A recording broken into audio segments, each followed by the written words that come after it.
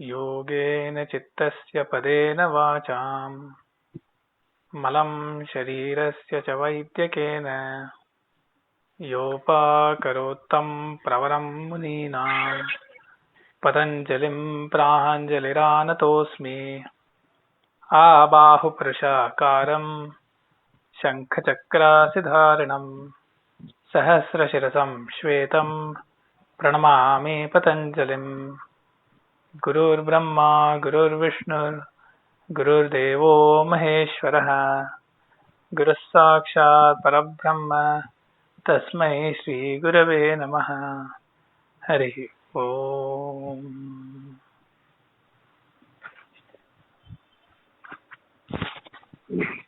So last time we looked at the Sutra 2.40 Shauchat Swangajugupsa Paraira Samsargaha, and we had just begun on 2.41, which continued the topic of the Siddhi arising from the Niyama known as Shaucha. So the Sutra 2.41 that we had seen was Sattva Shuddhi Saumanasyaikagriya Indriya Jayatma Darshana Yogyattvani cha. So this is a listing of the Siddhis arising out of Shaucha, the Niyama known as Shaucha, which as we had seen is of the nature of a vrata, sort of a religious oath or a resolve of a religious practice sort of thing, arising out of Shraddha and so on.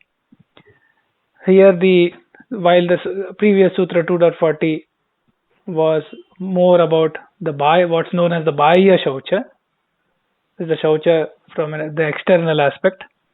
This is more oriented towards the Antas Shaucha, the Shaucha related to the Antakaranam, the inner instrument and the inner body. So the Siddhis as mentioned are Sattva Shuddhi, Saumanasya, Ekagriya, Indriya Jaya, Atma Darshana Yogyatvam. So these are the Siddhis. So now, the last time I think we had also touched upon the fact that there is a sequence, there is an ordering in this listing, which again we will see as we look at the Bhashya and then surrounding material. Now, what is this Sattva Shuddhi? So Sattva refers to the Buddhi Sattva. Normally Sattva in this context refers to the Buddhi, Nischayatmaka Buddhi. So that aspect of the inner instrument that is able to discriminate, make decisions and so on. So purity in there, the Sattva Shuddhi refers to that. So Shuddhi is purity. So from the Antas Shaucha, from Shaucha in general, the first listed here is Sattva Shuddhi. Next is Saumanasyam. So Saumanasyam is what is also known as Manaprasadaha, the prasannata of the manas. So with the buddhi being Shuddha, Sattva Shuddhi attained, the manas, which is always said to be Durnigraham, difficult to control, regulate, always jumping hither and thither. So that manas has a certain prasannata, has what is also, at a surface can be known as a pleasant disposition. So there is a bhava samshuddhi. So none of the negative aspects of kama, krodha, lobha, moha, etc. Will arise. In general, there is a pleasant, pure disposition that is coming internally, not superficially. So that is Manaprasadaha. So if you remember in the Gita also it is said Manaprasadam Saumyatvam Maunam Atma Vinigraha Bhava Samshuddhi Tyetat. So that Manaprasada is what is referred to here in Saumanasyam. So Sattva Shuddhi Saumanasyam Aikagryam. Now Aikagryam is also something that we know. It is Viksheparahitam Manaha. The mind and the buddhi as an instrument of cognition and thought. The Vikshepa means that thought content is always wavering, changing, going from here to there to here.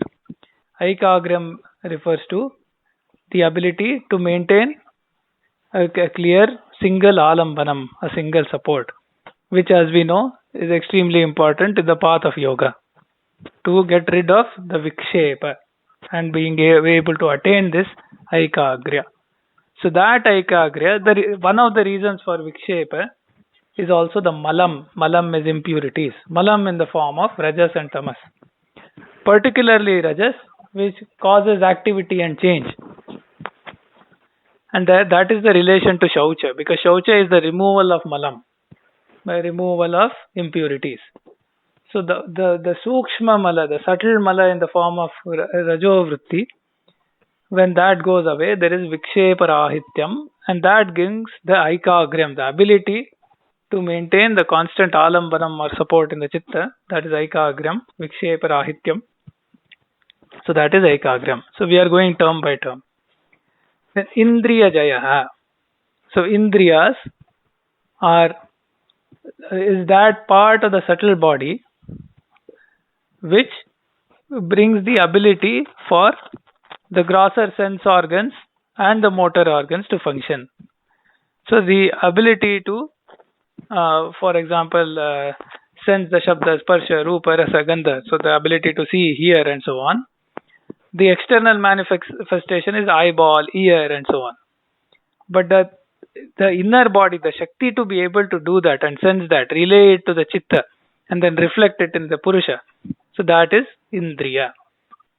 So now the Indriyas each Indriya has a Vishaya because it can sense a certain thing. And the Indriyas are said to, if not under control, the Indriyas have their own tendency to run after Vishayas. That takes the person too much in the worldly realm. So the ability to prevent the Indriyas from doing that is known as Indriya Jaya. So the tendency of the Indriyas to run after the Vishayas, the ability to prevent that is known as Indriya Jaya, victory over the Indriyas. After this, we'll also see after looking at the Bhashya, there are references in other texts which we'll talk about. So that is Indriya Jaya. So there is a sequence from Sattva Shuddhi to Saumanasya to Aikagra to Indriya Jaya, and then Atma Darshana Yogyatvam.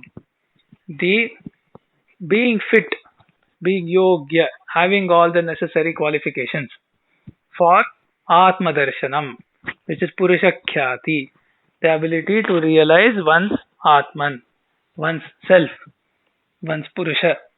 So that having the yogyatvam, having the qualification for that, which therefore once one is qualified, then through Abhyasa and Vairagya and the practice of Samadhi and so on, the Purusha Khyati can arise. So that is the state of Atma Darshana Yogyatvam, which is itself the Siddhi. And therefore, the Shaucha as a Vrata can take one right up to sort of the zenith of Purusha Khyati, because it makes one fit. The Atma Darshana Yogyatvam arises in the yogi. So that is the sutra. Now the Bhashya is brief. He says, Bhavanti iti Vakya Sheshaha. So the Bhashya completes the sentence by says, all of this happens. Shuchehe Sattva Shuddhihi, says Vyasa. Vyasa says, from Shuchi you get Sattva Shuddhi, which was the first of the Siddhis mentioned here. Tataha Saumanasyam. From that, Saumanasyam. Tata Aikagram. Due to that, from that, Aikagram. Tataha Indriya Jaya. From that, due to that, Indriya Jaya. Tatascha Atma Darshana Yogyatvam. And due to that, after that, the Atma Darshana Yogyatvam. And we have seen what all of these means. We just saw that. Yogyatvam Buddhi Sattvasya Bhavati. All of this pertains to the Buddhi Sattvam, which is the essential pure form of the Chitta and the Buddhi. The Buddhi Sattva is that aspect of the Buddhi and the Chitta which is not riddled with impurities of Rajas and Tamas. So Buddhi Sattvasya Bhavati iti etat Shaucha Sthairiyat. So all of that arises from Shaucha Sthairiyam. the establishing in constancy of shaucham, that is the stairyam. So shaucha stairyat, due to the shaucha stairyam, adhigamyate is reached, attained. Okay, adhigamyate iti. So Vyasa essentially completes the sentence and gives a clarifies that there is a causal ordering from शुचेः सत्त्वशुद्धेस्ततः मनस्यं तथैकाग्र्यं तथैन्द्रियस्तथाश्च आत्मदर्शनयोग्यत्वं बुद्धिसत्त्वस्य भवति इति एतत् शौचस्थैर्यात् अधिगम्यते इति. So that in brief Vyasa explains how all of this comes about from shaucha. So another instance here that, as it has been repeatedly said, and that gets reinforced, that these are not moral ethical principles, yama niyamas, and then niyamas, taking the literal meaning, they are called as observances. Yamas are restraint and these are observances. But the English words will be misleading after an extent, if not in the beginning, later. Now here we understand that this is considered as cleanliness in English, shaucham. But shaucham here is a technical word. It is not just meaning that you have to take literally, that you might get in dictionaries and koshas. It's a technical term because it has been therefore defined as to what is shaucham here, and defined in the sense effect of shaucham. By effect of shaucham, the shaucham gets defined. So, therefore, it is proper that we maintain the word as shaucham and not conveniently translate it into cleanliness as it is done. Now, the sattva shuddhi and then saumya manas, ekagriya, indriya jaya, atma darshana, yogyatva. You just now heard about the meaning of all that, and also that it is a sequential order. Not these are these 5 effects or whatever number here, but it is a progression. One leads to the other. So it's a corridor. And this antashaucha, it is not something that you can be observing. And if it is just to observe internal purity, what are we going to do? For external purity, to observe purity, we will take care of taking wash and taking bath and such things. But when it comes to internal purity, there are certain things that we will be observing, that we will try to have a noble life, selfless life. So we can have certain observances. But when it is going to take you up to Atma Darshana Yogyatvam, so it is not something that you will be observing all along. So that is to be noted here. Now, in Bhagavad Gita, it is said that nahi jnanena sadrusham pavitram iha vidyate. Now, we will never consider jnana generally. Those who are in the life, philosophical life, they will understand that the jnana is a purifying factor for the mind. In common man will say, just have a straightforward life, a life where you are not deceiving anyone, you are compassionate, and you are selfless, etc. So that will, of course, give some purification of the mind stuff. But that will not be complete. The jnanam, and then precisely adhyatma jnanam, because Bhagavad Gita itself has said, adhyatma jnanam nityatvam tattva jnanartha darshanam etad jnanam iti proktam. So, adhyatma jnanam, not the knowledge that we can understand today, I know this, I know that, I should know this, I should know that. That is not the knowledge which is referred to in ethico-religious system. So this being ethico-religious system, jnanam, Adhyatma Jnanam is something that will purify the, the Chittam, and then, of course, Buddhi Sattvam. So, Sattva Shuddhi, as you heard, it is Buddhi Shuddhi. Now, Buddhi Shuddhi, how are you going to do Buddhi Shuddhi? Can you take it to washroom and wash it? Use some detergent and clean it? That's not the way. Body can be cleaned that way. Taking it under the water and then washing it to fight with some substances such as Brut Jaladi Janitam Shaucham. That today we will be using soap, etc. But then what about the Chitta? For purification of Chitta, we have just now concluded a topic on Chitta Parikarma in the first chapter. So there we were told about Chitta Shuddhi. Now this is Sattva Shuddhi, that means the Buddhi Sattvam. Now Buddhi Sattvam is that is purified by the process of yoga on a higher hierarchy.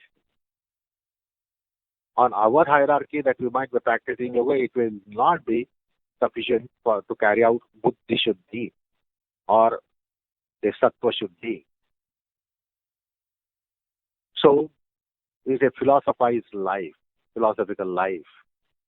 So, even in the plane of Ashtanga yoga, understand the Adhamadhikari, who is being mentioned, the Adhamadhikari, see, try to understand who is on the upper rung of Ashtanga yoga.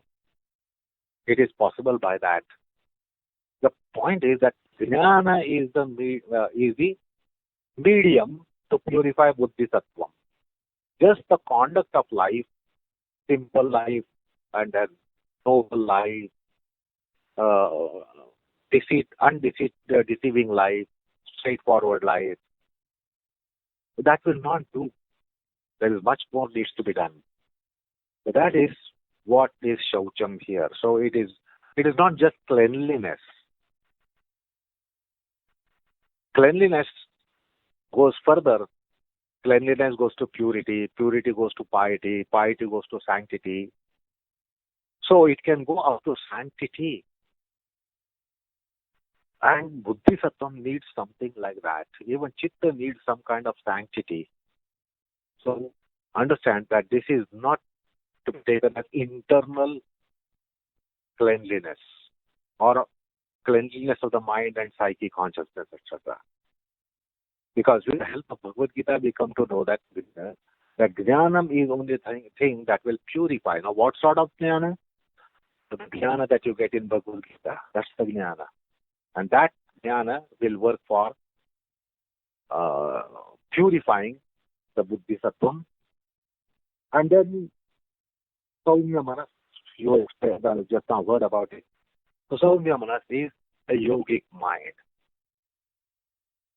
The yogi's mind, a saintly mind, divinized mind, that it doesn't get touched by the worldly radiations which are faced.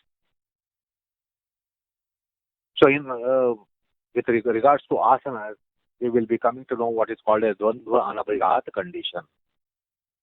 So, the dualities are hitting our mind. We are totally disinsulated to the worldly radiations. So, pleasures touch us, sorrows touch us, the mind touches us, Kama Krodhadi touch our mind very easily. Our Chitta is very vulnerable to Kama Krodha, Lova, Moha, Mada, Matsaryam, etc. But when it is totally insulated on one hand, on the other hand, it is purified as the Sattva Shuddhi mentions, which I just now made an attempt to tell you. That gives Saumya Manas. It doesn't suffice to translate it as high-mindedness. It is yogi's mind, where the dirt doesn't touch, or there is no shadow of such things, worldly things. That is Saumya Manas. It can take you up to that. So with the Jnanam, with the Adhyasma Jnana, this can happen to our Chitta and to our Buddhi Sattva. That these things will not touch, which touch our mind, our buddhi very easily, but not this mind. It is because of the antashaucham. Then ekagriyam. Ekagriyam is fully bloomed condition of the chitta on account of abhyasa and vairagya. Because ekagriya is not just non-digrating mind. Why does the mind digrate? Because of lack of vairagya, absence of vairagya. So the ekagriya that is attained here is a combination of abhyasa and vairagya fructified in yogi's pursuit. So yogi needs a different level of abhyasa vairagya than those who are not practicing yoga. They can also have abhyasa, they can have steady mind, they can have dispassionate mind. But in the realm of yoga, it is a different caliber. Because yogi is looking for a samadhi-like state, while others may not be looking for samadhi state, despite they might be having steady mind. Why do they have steady mind? You can try to seek answer to it. Why someone wants to have steady mind? Or why someone will be wanting a dispassionate mind? It's not that everyone is looking for samadhi to be acquiring a steady mind and dispassionate mind. So this ekagriya means yogi's condition of abhyasa, which is described in the first chapter, vairagya, which is described in the first chapter, Samadhipada, so that is blossomed. It can take you up to that. So Anta Shaucha can take you up to that. Indriya Jaya, very interesting. In Yoga Sutras, you will find Yoga Indriya Jaya in 3 places. So in one place, it is called Kayendriya Siddhihi. So there is also a kind of Indriya Jaya of particular caliber. But that is because of tapas, which will be discussed after Santosha, Niyama. And then another time it comes, Indriya Jaya, is in Pratyahara. The effect of Pratyahara is also Indriya Jaya. Tataha Paramavashyatendriyanam. Paramavashyata is also Indriya Jaya. So Pratyahara gives a kind of Indriya Jaya. And there is third mention of Indriya Jaya which comes in Vibhutipad out of Samyama. So there are 3 connotations to Indriya Jaya, and here is the one that comes for in Niyamas. So in the Niyama, you will get Indriya Jaya, which will lead you to Samadhi. While in the 4th chapter, you get Indriya Jaya on account of Samadhi. So for Samadhi and due to Samadhi, so you can understand these are different levels. And the third one is Pratyahar. Even the accomplished Pratyahar also will give you Indriya Jaya. So these are different connotations, although the word is going to be the same. So that will be interesting here. So here the Indriya Jaya is of such a nature, which is on account of Saumya Manas. Having acquired Saumya Manas, there will be generation of Indriya Jaya. And generation of Ekagriya, which is full-bloomed condition of Abhyasa Vairagya, will give you kind of Indriya Jaya. That is being mentioned here. And that is not just one Indriya Jaya that Patanjali mentions, as I just now told you. And then Atma Darshana Yogyatvam, that means, in other words, Samadhi Yogyatvam. Atma Darshanam is going to come in Samadhi. As you just now heard, Purusha Khyati. Purusha Khyati is not a condition that one gets without Samadhi. It is effect of Samadhi, consequence of Samadhi, or that the experience in Samadhi, knowledge in Samadhi. So this Anta Shaucham is quite having an enormous radius, and not just that would be suggested by cleanliness internal. We have seen external cleanliness. Now, internal cleanliness, it will not have this much of radius. And secondly, this Shaucham is capable of taking a vrata, because this is a vow, and then Mahavrata as well. Now, those who are, leading a very noble, pious life, it is that natural kind of dynamics of their life that they are pure in mind, they don't have malice in mind, they are simple, they don't have expectations, don't have bubbling desires. So that's a saintly mind. So that one can have it, one may get it because of punya sanchaya, dharma sanchaya. But this is the one somewhere, the wow. It has to be wow. So those who are noble people, don't speak lie, don't think ill of others, who are simple, who are noble. Now, there is no need of having a vow there, vrata there, but this is somewhere jnana vrata, yoga vrata. So these are the realms of vrata. So therefore understand how this shaucha might be, where there has to be vrata. We don't take a vrata or vow that I will take everyday bath. In the case of Bahya Shaucham. But even in case of Bahya Shaucham, it is something that it is it's a vow. And then it can be Mahavratam. So here also we have to see that all these niyamas and effects which are being mentioned here, we should not just take them as restraints and observances. They should be suitable for a vrata. A very good conduct is not suitable for a vrata. We can have a good conduct, but then we don't really go for observing a vow for every aspect of that good conduct. It's quite spontaneous and natural that we might be having good conduct. We will develop it perhaps, but we'll be practicing naturally and organically and spontaneously. We don't think of practicing vrata there or vow there, but this is a vow. So what can be a shaucha, anta shaucha, where there can be vow? Otherwise, there can be anta shaucha, very pure-minded people. They lead the life like that. It's not that they are in a vow, but here there can be a vow. So what is that anta shaucha, where there can be vow? So also, what is that bahya shaucham, where there can be a vow? There is scope for a vow. So that's how it has to be looked at. So Atma Darshan Yogyatvanisha, that means this is going to take you to ultimate stage of yoga. So Shaucham can go to that extent. So also Patanjali in the third chapter will be saying, Sattva Purushayoho Shuddhi Samne Kaivalyam. Shuddhi Samne. Shuddhi is Shaucham. So Shaucham can take you to ultimate stage of yoga.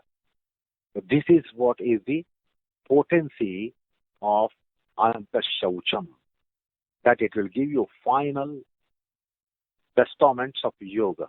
It will take you to final stage of yoga. Therefore, we will have to have a thought process to conceive as to what is really Anta Shaucha, which can escalate up to having samadhi, getting samadhi. So that is what this Anta Shaucha circumscribes. So wonderfully put in words here, Sattva Shuddhi Saumyana Ekagre Indriyaya Atma Darshan Yogyatvanischa. So Patanjali himself is circumscribing that you will get the ultimate stage of yoga. You will get liberation. When he says later, Sattva-Purushayoho Shuddhi Samne Kaivalyam. It is Shaucham that is going to give, Shuddhi that is going to give the Kaivalyam. So that much is the depth of this sutra. Okay. So on the notion of Indriyas, so there's a very nice analogy in the Kathopanishad where the embodiment is said to be, is compared to a chariot, a ratha.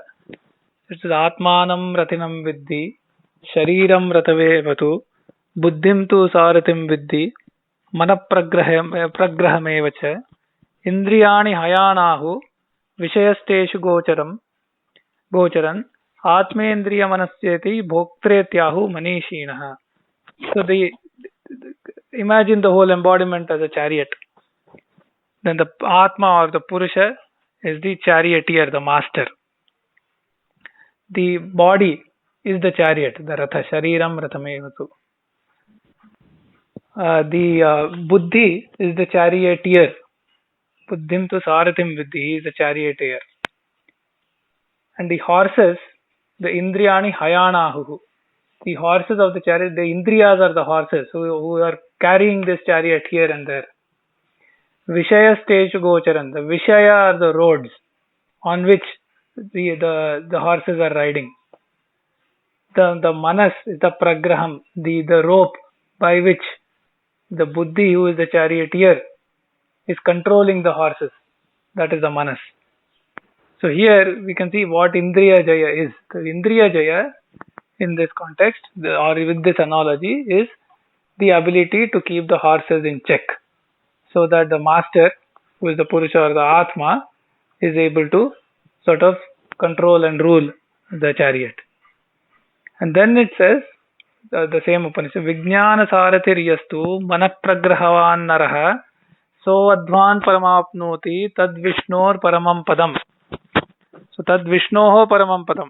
So if the Sarathi is Vijnana Sarathir Yastu, so that is the Sattva Shuddhi. If the Buddhi, who is the Sarathi, the charioteer, if he has the Sattva Shuddhi, and Manapragrahavan Naraha, the Manas is rightly disposed. So Saumanasyam, Sumanaha. So Manapragrahavan Naraha. So Advan Paramapnoti. He gets the sort of the great road, the great way to the highest seat of Vishnu. Tad Vishnoho Paramam Padam. So here we can see how this sutra also, Sattva Shuddhi, Saumanasya, Aikagriya, Indriya Jaya, has a parallel to the same notion. Also this sequence, the Kathopanishad has, Indriyebhya Param Manaha, Manasas Sattvam Uttamam. So here we see all of that touched in the sutra. The Manas is there by Saumanasyam. Indriya is there in Indriya Jaya. Then Sattvam Uttamam, the Sattva Shuddhi, Buddhi Sattva is touched. So Indriyebhya Param Manaha, Manasa Sattvam Uttamam. Sattvadadi Mahanatma, Mahata Avyaktam Uttamam. Avyakta tu Parah Purushaha. Vyapako Linga Evacha. Yam Jnatva Muchyate Jantur Amritatvam Chagachati. So having understood all this, the Jantu or the living being gets Mukti, Muchyate, and Amritatvam gains the highest immortality. So we see a sequencing and ordering in the sutra, and that ordering arises from the sequencing or ordering of these entities. Indriyebhya Param Manaha, Manasa Sattvam Uttamam. There is a basic ordering, and that ordering is also attained in the terms of Siddhi from the Vrata known as Shaucha that we just looked at. Okay. And one more thing, just as when we were considering yamas, we said ahimsa, why it came at number 1 position in yamas. It is like elephant's foot. And all the rest of the yamas are really circumscribed by ahimsa. So that's why ahimsa got the first place in yamas. Shaucham is similarly niyama getting first place.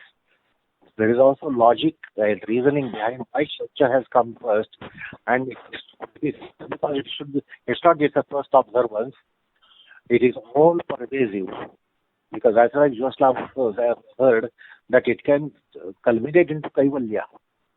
So Shaucha is like elephant's foot in niyamas. And that is why it has not only first place because it should come first, but it also engulfs all the niyamas which are going to follow, not only niyamas, but the entire yoga. So Shaucham has such an important place in yoga The entire yoga is a purificatory process. And therefore Shaucham and finality of Shaucham is in human spiritual samambonam. Parama Purushartham. Tadvishnoho Paramam Padam. I just now heard from the Upanishad that one will reach the Vishnu Padam. That is the spiritual samambonam. So Shaucham is almost complete yoga. The whole complete yoga is circumscribed in Shaucham. It has such an enormous radius that it will engulf entire yoga and definitely here all yamas. As Ahimsa was circumscribing all yamas, that's why it was Ahimsa was understood as Paramo Dharma, as mentioned in Mahabharata. So is the case of Shaucha. Why it comes at the first place of Niyama? Not because it's just a first step, but it is a complete step. So that's also a point to be noted. Okay. So having looked at Shaucha, the Sutra 2, we sort of start on Sutra 2.42, which talks about the Siddhi from the establishing of Santosha.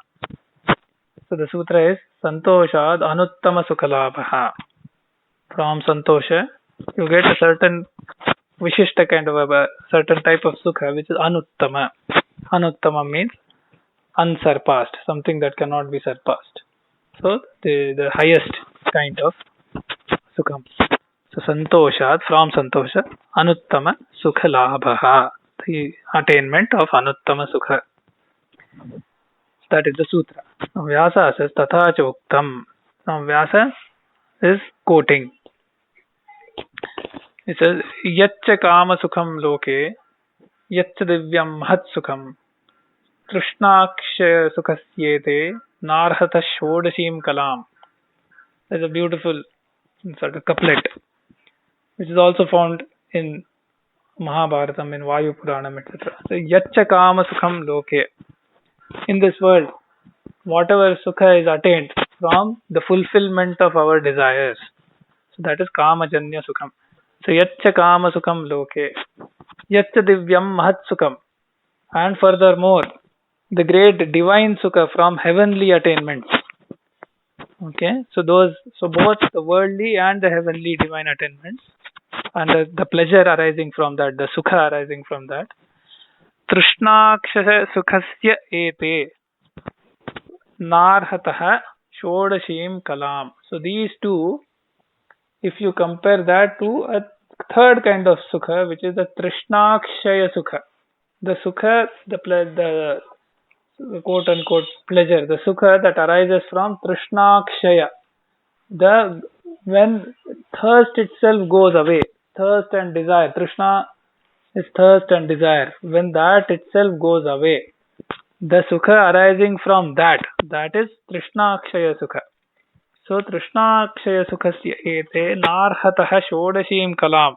The other two, the one, the Kamajanya Sukha, Loke Kama Sukham and the Divyam Mahat Sukham, neither of this deserve to be even Narhata Shodashim Kalam. So that is to say, they are not even 1/16th.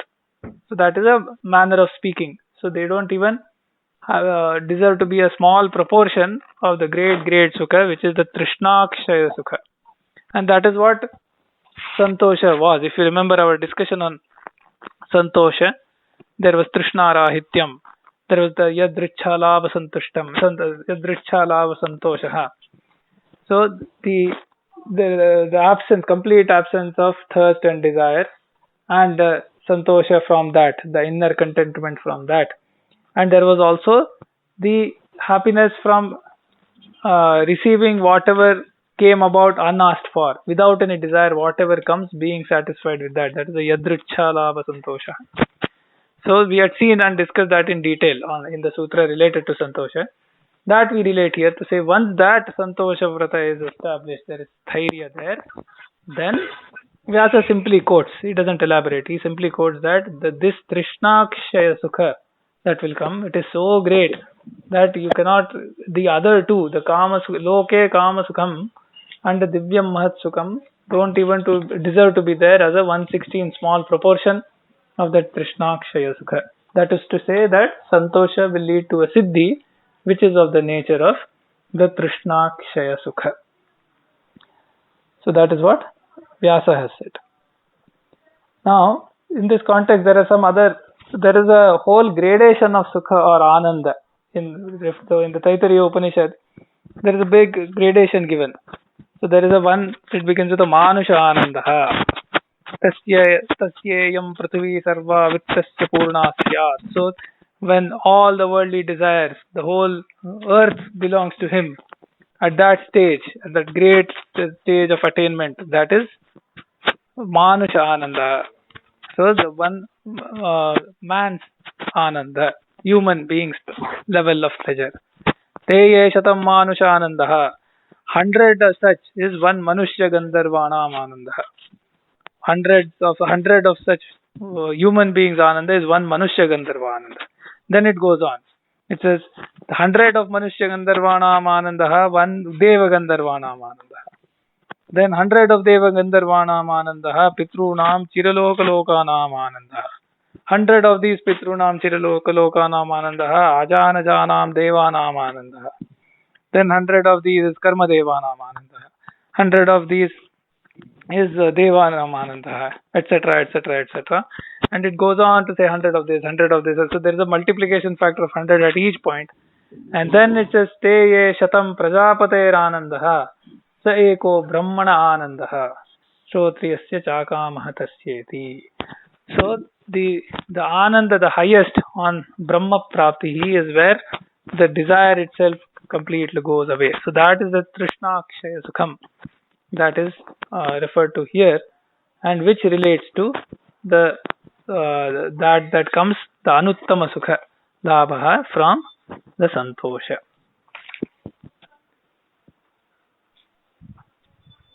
So Santosha.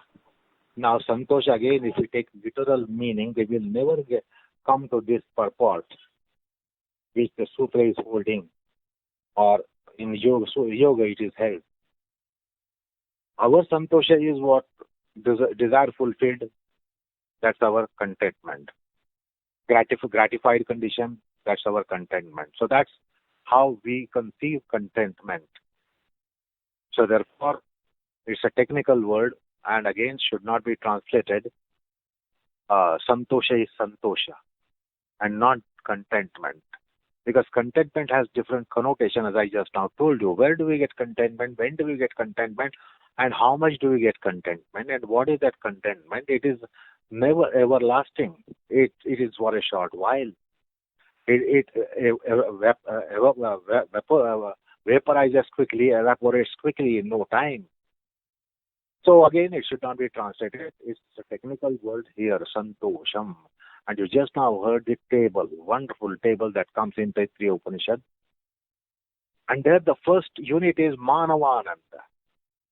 And then I remember one mystic poet saying that compared to Manavananda, human unit. It's a human unit.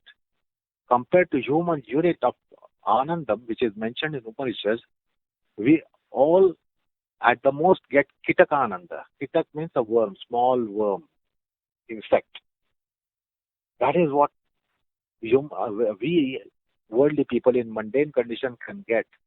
We can never get our Anandam, which is equal to unit of Manavananda. And what is the unit of Manavananda? Again, beautifully described there itself. A young man. So understand the thirst for happiness in a young man and the objects of happiness for a young man.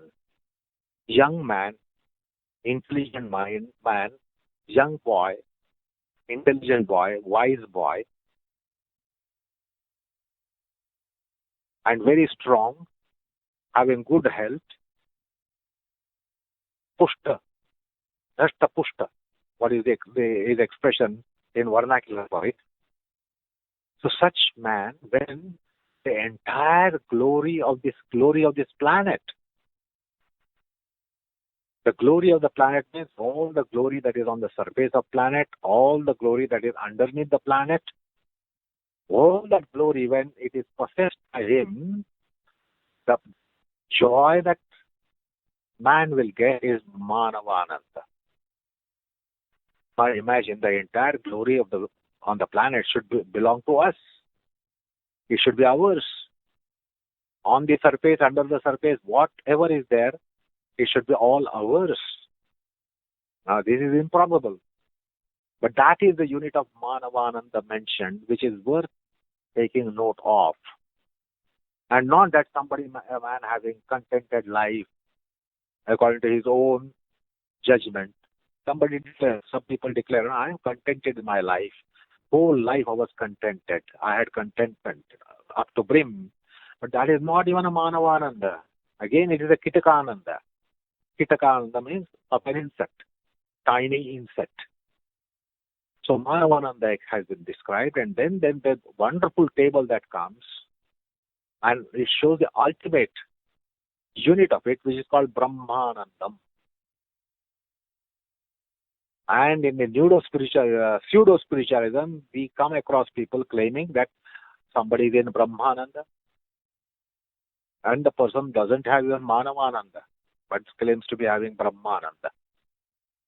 So, wonderful table that has come in Taittiriya Upanishad.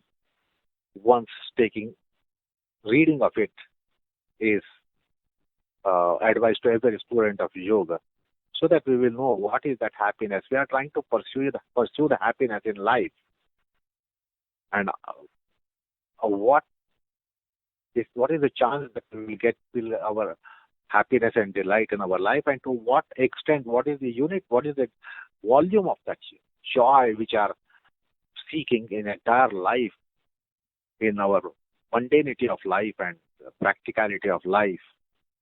We are all pursuing happiness. At the most, how much happiness will we get? Not even fraction of Manavananda. So, but man is capable of getting Brahmananda. That's the supreme bliss. And you heard about the Mahabharata quotation, Yachikama Sukham Loke. So our contentment depends upon our desires and fulfillment of desires. That is what we can conceive about Santosham. But in spiritual realm, it is totally different. When you have gone past all gravities of desires, then only there is chance of you getting the Santosham that is being mentioned. So, the Mahabharata quotation says that all that we get in the worldly way, it is not even Shodasha Kalam, not even 1/16th of what Santosham gives.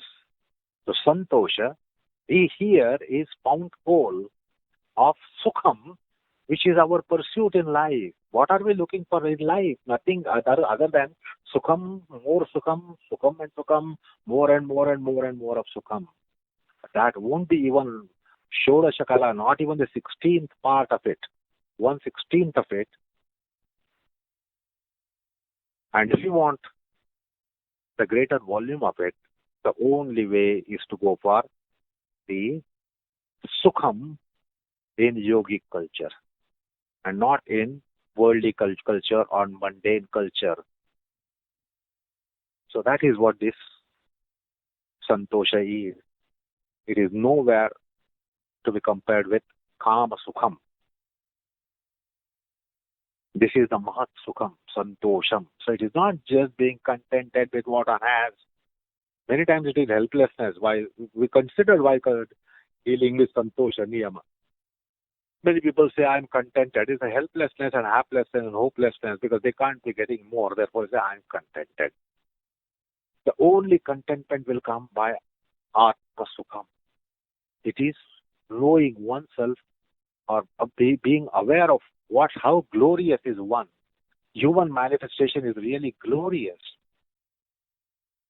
The Atma is what we are. The self is what we are. And it's a marvel. Somewhere Bhagavad Gita says, Ascharyavat Pashyati, Ascharyavat Shrunoti. It is something which is real marvel to hear about.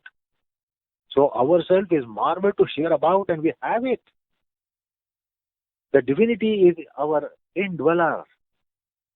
So it is a metaphysical wisdom that can give santosham, and not any morality, ethicality, or any norm practiced in life. So it is santosham that comes out of self-awareness. That one is self, not just one is man or woman, or one is a being, but the Atma, self. The self is the locus. Atma is the locus of santosha. So understand the spiritual purport behind the santosha, and not just ideological concept of santosha. Okay.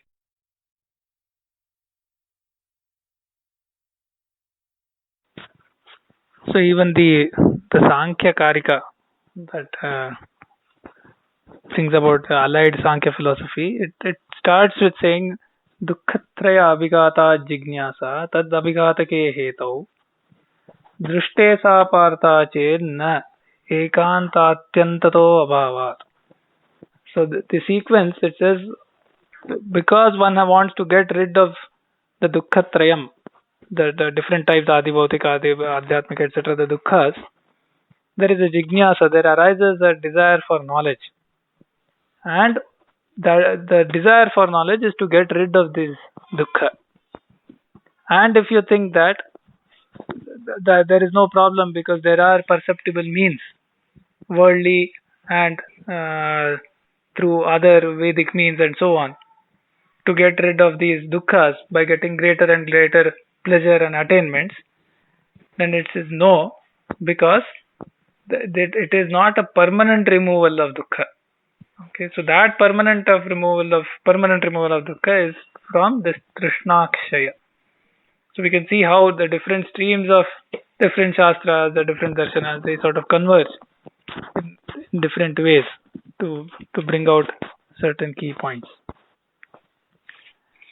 So that completes Sutra 2.42, and I think we'll stop here, and next time we'll start with 2.43 and further. Okay. So let's recite the shlokas on Guruji and end the session for today. Vaijñānikam pravaktritva asaneshu kalavidam yogabhyase cha tattvajñam vandeham sundaram gurum yogavruksho hi lokesmin yat preranena vardhitah yogacharya guru tubhyam sundaraya namo namaha. Thank you. Namaskar.